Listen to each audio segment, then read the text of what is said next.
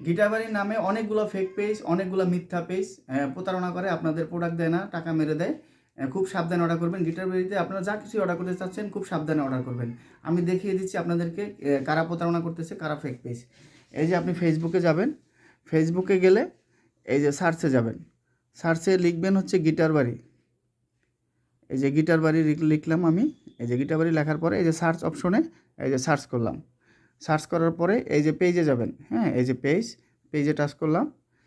এই যে দেখেন পেজে কতগুলা গিটারবাড়ি, হ্যাঁ, কতগুলা গিটারবাড়ি, 1 2 3 4 5 6 7 8 9 10 11 12 13, 13টা গিটারবাড়ি। একটা হচ্ছে অরিজিনাল, বাকি 12টা হচ্ছে ফেক পেজ। একটা হচ্ছে অরিজিনাল, বাকি 12টা কিন্তু হচ্ছে ফেক পেজ।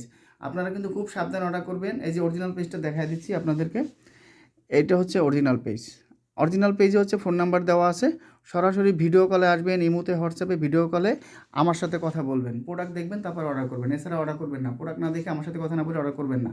খুব সাবধানে অর্ডার করবেন। এই যে দেখেন, এটা হচ্ছে আমাদের অরিজিনাল পেজ, হ্যাঁ, এটা হচ্ছে অরিজিনাল পেজ।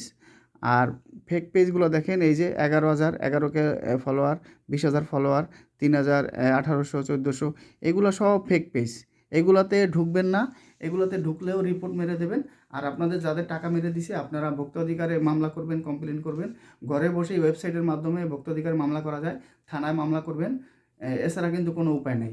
খুব সাবধানে অর্ডার করবেন। আমার সাথে ভিডিও কলে কথা না বলে অর্ডার করবেন না।